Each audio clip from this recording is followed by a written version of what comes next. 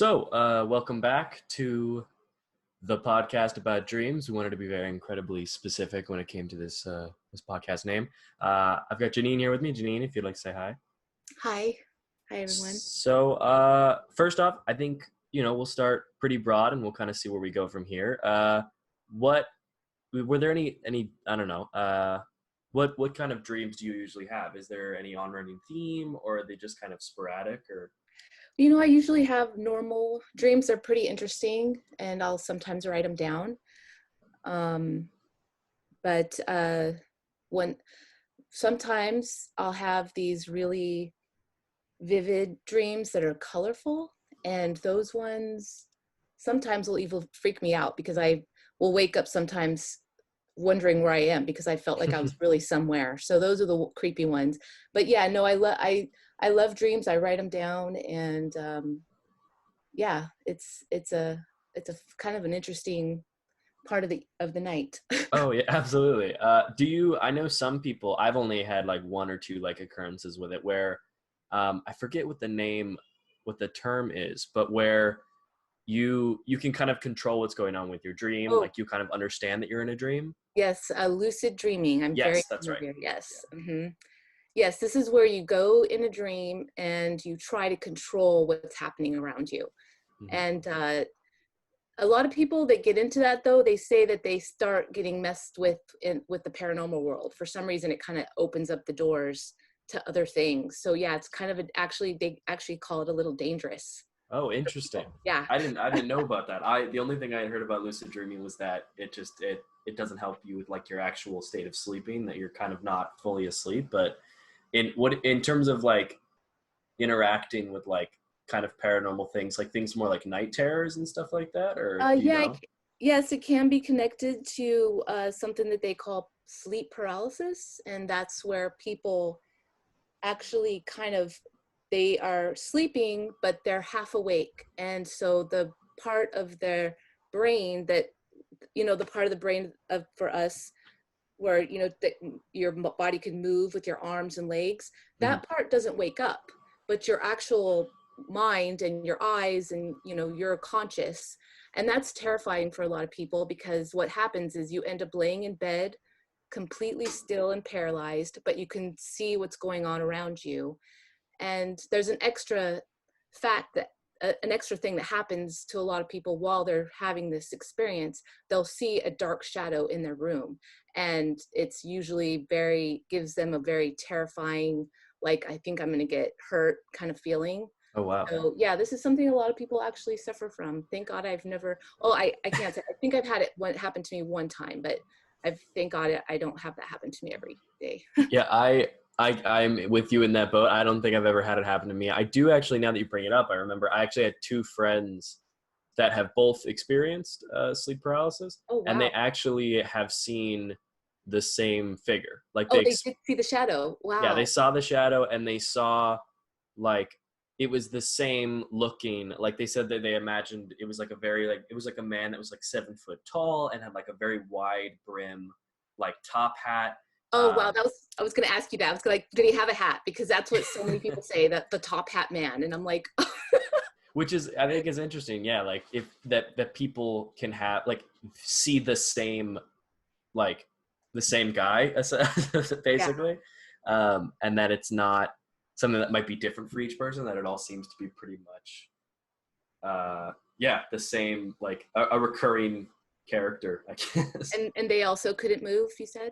Yeah, they couldn't move. I had a friend that what he experienced. He has had two night terrors. He's had two or things with sleep paralysis, and one of them was in. He took a. We went to the same high school together, and in our theater where we did like our class and everything, there was like a sound booth, and in between periods, he took a nap in that sound booth, and he had a thing of sleep paralysis in the theater. Oh, wow. And had to do, yeah, and it was like he said it was like one of the scariest things that ever happened to him, because he was on the ground basically, and he couldn't move his arms or his legs, and he could just kind of look around with his head, which is horrifying. I'm very Yes. glad, I'm knock on wood that never has to happen. Yes. But yeah, cool. Have you ever like Have you ever had, like, for me, I've had, like, you have dreams where you almost, it's almost like you see the future, like you're like there are Oh, things that kind of happen where 2 days later you're like, oh, that actually happened in a dream, like exactly how it's happening now. believe it or not, this kind of stuff runs in my family. My son, when he was only like 5 or 8 years old, something like that, he had a dream. We were at the park, and he's like, "Mom, I saw all the stuff that just happened in a dream." He was like, "I saw that kid fall off the swing. I saw that kid throw the sand," and he Oh was wow. like, he was so creeped out by it, and I still remember it to this day. And so he gets those kind of dreams. Um, but me, I had one where I had a really colorful one, and it was actually a really scary dream. It was I was in a hotel, and I was walking in a hotel room, and I saw this bellboy, like a creepy bellboy from the Queen Mary or something, with a little bell top hat, and Oh you know, god.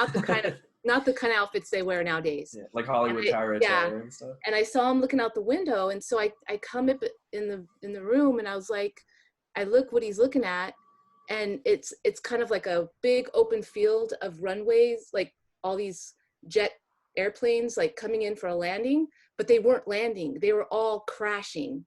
Oh wow. And so and I was like, what's going on? And he's like, this has to happen, or something like that, and I was like, oh my. And then I woke up. Well, the reason this dream was so crazy is because my sister was scheduled to come fly from Colorado to visit me in like 3 days. So I Oh. was like, oh my gosh. So I called my sister. I was like, can you please like just change your flight? I don't care what you change it to, just change it for me, because I don't understand the dream I had. It was so terrifying. It was so colorful, and I was watching planes crash. So she really did change her flight. Oh well, that's, dang, that is. And you said earlier, you said you keep like a journal of this stuff. So like, yeah, I mean, you've like written Yes, I did write these that in down. detail. I wrote it in a story, and I'm actually glad I took. I've been taking acting classes. I'm going to try to put some of those stories on YouTube, just because they need to go somewhere. Someone else needs to read them, Yeah, for sure. not just me. How long have you been journaling them? I've been journaling my dreams since I was like a teenager. Oh Yeah, wow. Okay. I've had some crazy dreams that I just woke up going, wow, and then I just write it down. And I even would draw pictures of like the main scenes in them, because they were just so out there. Do they come to you as like, because I've had dreams before where they feel more like almost like I'm like they're formatted like as like a movie would be, where it has like the black bars and all that other stuff. Do they, when you have your dreams, does it kind of switch up, or What do you mean are black they more bar? like you know how like in like when you watch a movie it's on like widescreen format, and so it's like part of Oh, the screen's cut off. yeah, no, I actually I'm in the colorful world. But for my really serious ones, I'm in the world. It's a full-blown color world. That's why sometimes I wake up really disturbed that maybe that actually happened, because I like, Yeah. I'm really there. So that's the kind that I have. Like, I mean, that I'm talking about the really vivid ones. Yeah. But the normal ones are just kind of, you know, random weird things that make sense in the dream, but when you wake up there, you're like, that didn't make any sense, you Yeah, know? the moments where you're like, oh, like you're talking to your friend and you're like, oh, you were there, but you didn't look like you. That all, Yeah. but I knew it was you. Yeah. Yes.